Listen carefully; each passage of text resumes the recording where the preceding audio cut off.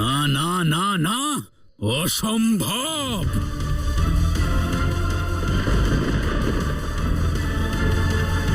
এটা হতে পারে না। অনর্থ হয়ে গেল মল্ল। ওনারা দুজন নিজের অস্তিত্ব ভুলে গেছেন ঠিকই, কিন্তু এই প্রকৃতি, এই সৃষ্টি সবকিছু মনে রেখেছে। এই পশু পাখিরা জানে যে ওনারা শিব আর শক্তি।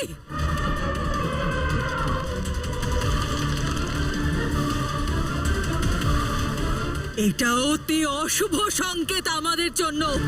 আমাদের ভবিষ্যৎ অন্ধকারে আচ্ছন্ন হওয়ার সংকেত। না না না, আমি এটা হতে দেব না। এই মারতণ্ড,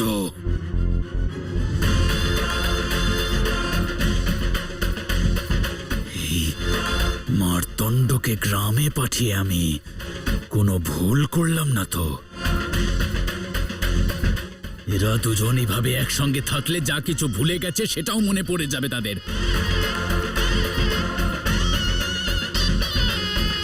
এই দুজনকে এক হতে দেওয়া যাবে না। এই মারতণ্ডের বিনাশ করতে হবে, বিনাশ করতে হবে, বিনাশ করতে হবে। কারণ যতক্ষণ ও জীবিত আছে আমাদের বিপদ দূরীভূত হবে না। মারতণ্ডকে মরতে হবে, মরতে হবে, মরতে হবে।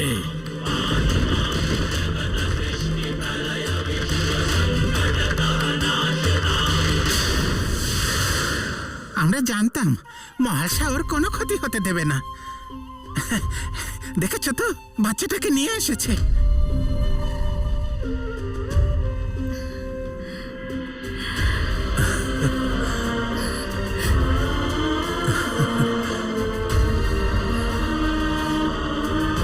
আমার পুত্র,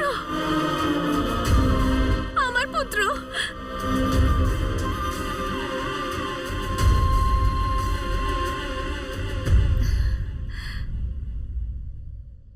পুত্র, আমার পুত্র।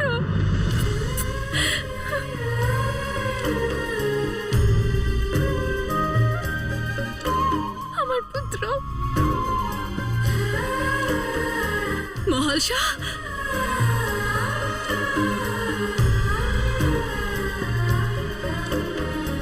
মা ঠিক আছিস তো তুই? তোর তোর তোর কোনো ক্ষতি হয়নি তোরে?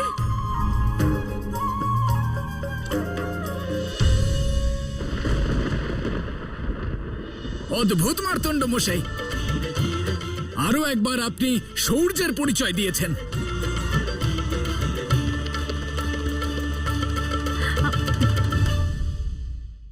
মার্তণ্ড মহাশয়, আজ আপনি প্রমাণ করে দিয়েছেন যে আপনি কত বড় বীর। আর আমাদের গ্রামে আপনি ঈশ্বরের আশীর্বাদ হয়ে এসেছেন। বরদান। মারতণ্ড মহাশয়ের জয়! মারতণ্ড মহাশয়ের জয়! মারতণ্ড মহাশয়ের জয়! মারতণ্ড মহাশয়ের জয়! মারতণ্ড মহাশয়ের জয়! মারতণ্ড মহাশয়ের জয়! মারতণ্ড মহাশয়ের জয়! মারতণ্ড মহাশয়ের জয়! মারতণ্ড মহাশয়ের জয়! বালককেও আমি বাঁচালাম আর বাঘের সঙ্গেও আমিই লড়লাম, কিন্তু সবাই শুধু মারতণ্ডের জয়গান করছে, আমার নয়।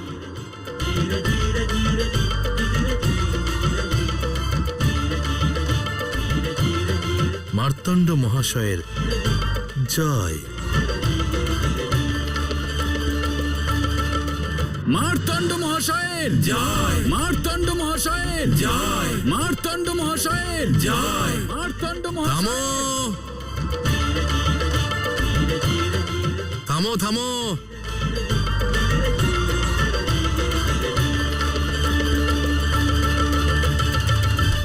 আমি আপনাদের সবার অতিথি। ভগবান? না না, একদম না। জয়ধ্বনি ভগবানের নামে করা হয়, অতিথিকে আপ্যায়ন করতে হয়। তাই তো? আপনাদের প্রধান মহাশয়, ধনী মহাশয়, উনি আমাকে আমন্ত্রণ জানিয়েছেন যাতে আমি এখানে আপনাদের সবার সঙ্গে এই গ্রামে থাকতে পারি।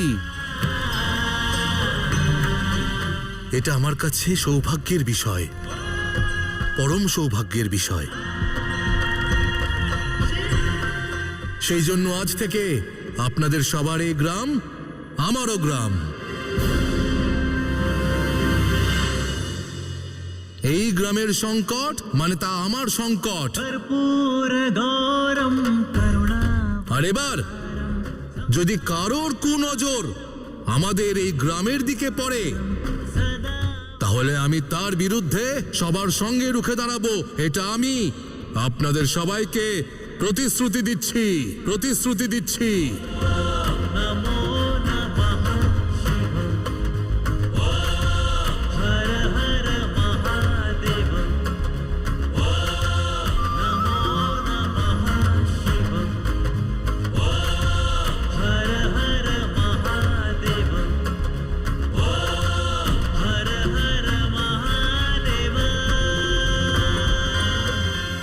আমি একটু বিশ্রাম করতে চাই, আমায় অনুমতি দিন।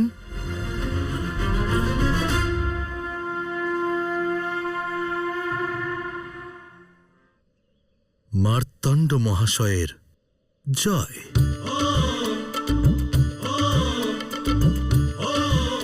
আচ্ছা প্রধান মহাশয়, ঠিক আছে মা।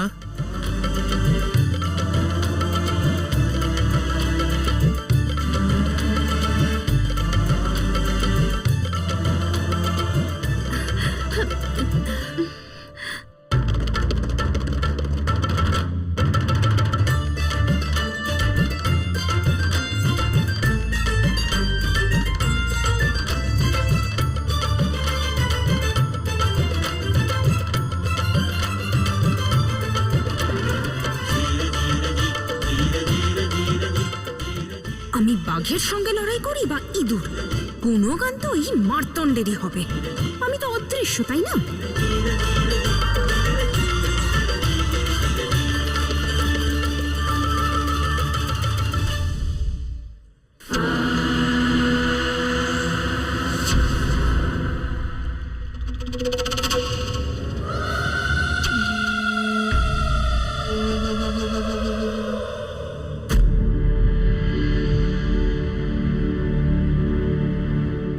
দাদা,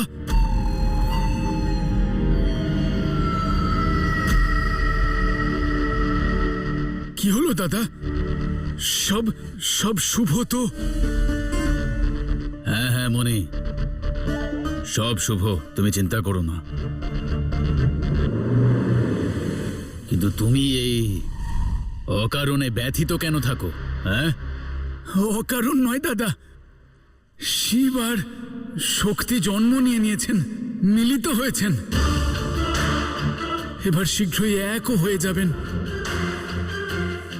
আমাদের বিনাশের জন্য প্রস্তুত হওয়া উচিত দাদা।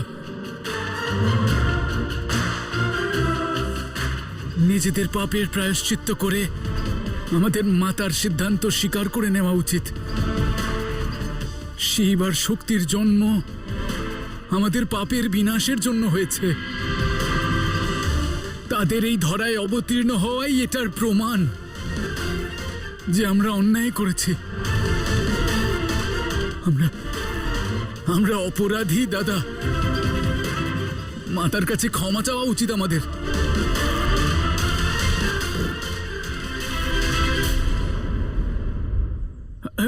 দাদা, তুমি তুমি মার্তণ্ড মহাশয়ের সুবিধার কথা খেয়াল রেখেছ তো? আরে হ্যাঁ হ্যাঁ মনি, তোমার ইচ্ছা অনুযায়ী মার্তণ্ড এবং মহালসা ওই গ্রামেই আছে এবং একসঙ্গে আছে। আর আমি ওই প্রধানকেও বলে দিয়েছি যাতে ওরা যেন কোনো প্রকারের অসুবিধা বোধ না করে। ঠিক আছে, হয়েছে শান্তি?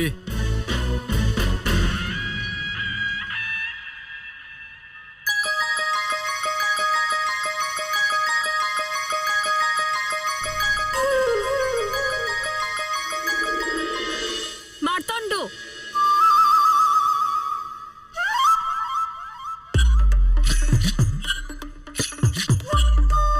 নিজের মিথ্যে শৌর্য দেখানোর সঙ্গে সবার প্রশংসাও খুব ভালো করে পেতে জানো তুমি, তাই না? ও কিসের মিথ্যে প্রশংসা? হ্যাঁ? ওই শিশুর প্রাণ আমি বাঁচিয়েছি। ওহো ওহো, আর তোমার প্রাণ কে বাঁচিয়েছিল মনে করো? আমার বাঘে। বাঘ? আর ওই বাঘকে যুদ্ধভূমিতে আসতে বাধ্য কে করেছিল? ও হলো বাঘ, ওই বন ওরই। ও নিজের ইচ্ছে মতো যেখানে খুশি যেতে পারে, যেখানে খুশি আসতে পারে, বুঝলে কিছু? আর কোনো পশুকে নিয়ন্ত্রণ কেবল এই প্রকৃতি করতে পারে। আমি, তুমি, প্রধান মহাশয়, মল্ল, মণি কেউ কিচ্ছু করতে পারবে না। আরে সম্ভবই না।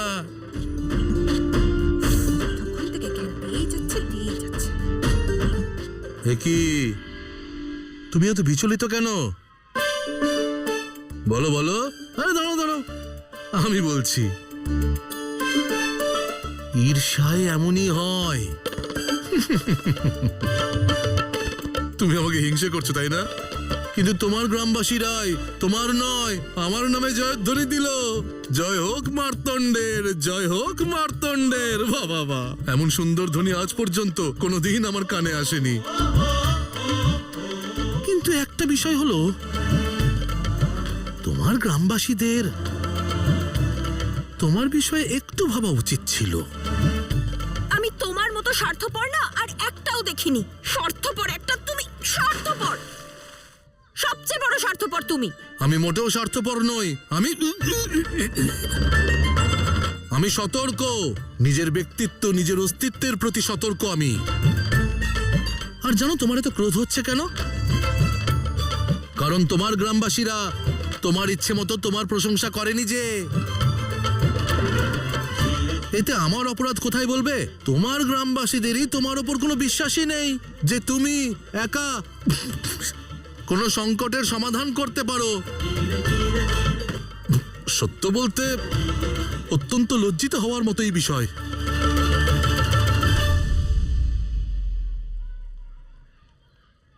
আর হ্যাঁ, এবার মার্তণ্ড মহাশয় ক্রুদ্ধ হওয়ার পূর্বে তোমার সঙ্গে দেখা হয়ে ভালো লাগলো। নমস্কার, যাও যাও। তুমি আমাকে ক্রুদ্ধ হওয়ার ভয় দেখাচ্ছ? তুমি না জানো না, এই গোটা গ্রামে বিশ্ব প্রসিদ্ধ আমি ক্রোধের কারণে, আর তুমি আমাকে ক্রুদ্ধ হওয়ার ভয় দেখাচ্ছ।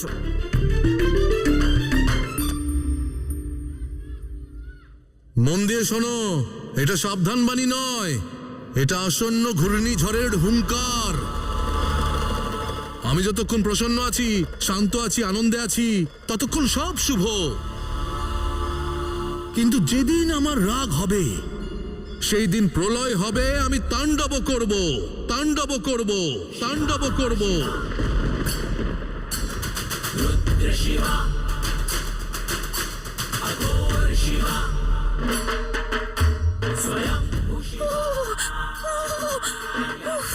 হ্যাঁ, এই অবস্থায় করে ছাড়বো, প্রতিশ্রুতি দিচ্ছি।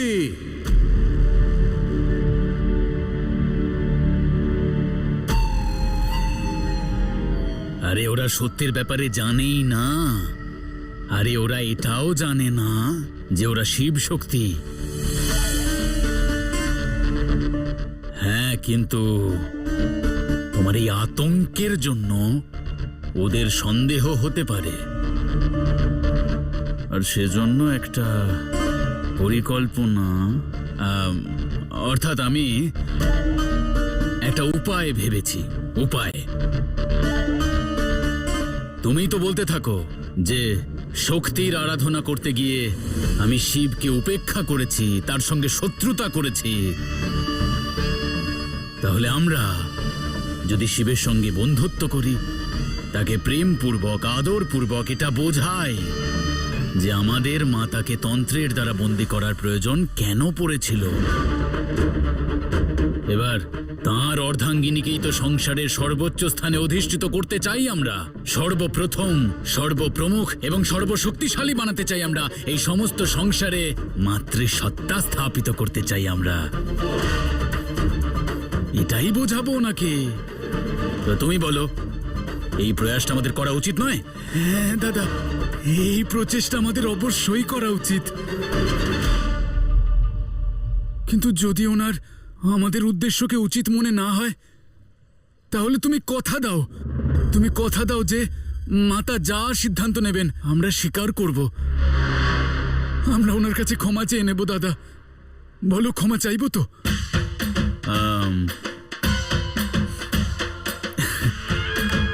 মনি, তুমি আমাকে একটু সময় দাও। আমি আগে আমার মতো করে ওনাকে বোঝাবো। হ্যাঁ, আর যদি উনি না বোঝেন তখন ক্ষমা চাইবো, আমরা ক্ষমা চাইবো। হ্যাঁ, চিন্তা করো না তুমি, সব ভালো হবে।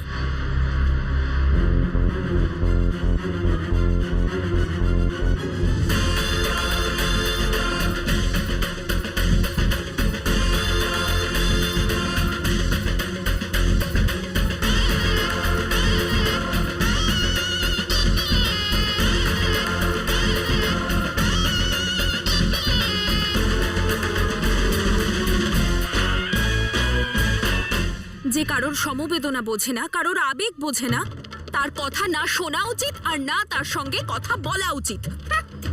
আরে যদি কাউকে ক্ষমা করার সাহস না থাকে, তাহলে তার চেয়ে নির্ধন ব্যক্তি একটিও নেই এই পৃথিবীতে।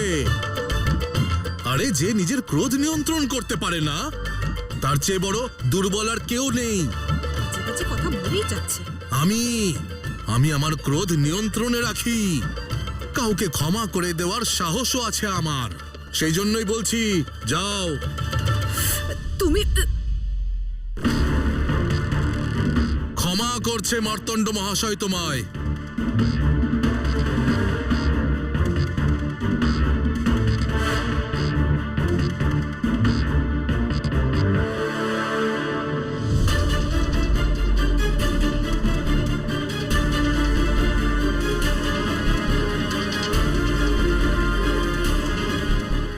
ও, কি হলো?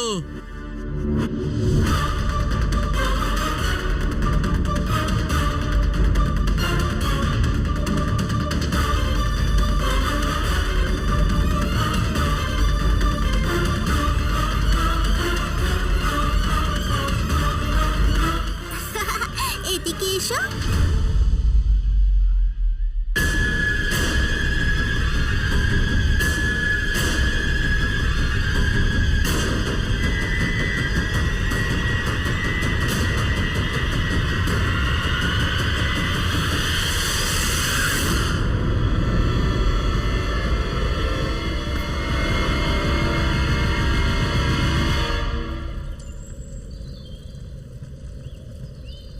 কতবার বুঝিয়েছি তোমাদের, শিব মন্দিরের আশেপাশে খেলবে না, নারীদের এখানে আসা নিষেধ, এই মন্দিরের ভিতরে যাওয়া নিষেধ। কতবার বোঝাবো? আর এটাই নিয়ম আমাদের গ্রামের। বারবার বুঝিয়েছি, আবার বলছি যে নারীদের এই মন্দিরে প্রবেশ নিষিদ্ধ। এই শিব মন্দিরে নারীদের প্রবেশ নিষিদ্ধ? এমনটা কি করে হয়?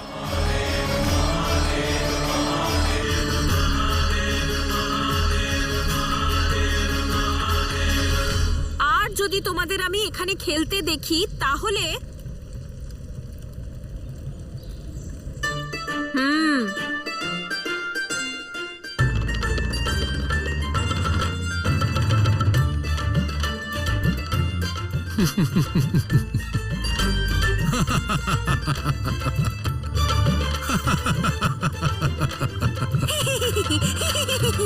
আমি কোনো ঠাট্টা করলাম যে হাসছো? অহংকারী, ধূর্ত, মূর্খ, উদ্ধত, জানি না কি মনে করে নিজেকে। মনে হয়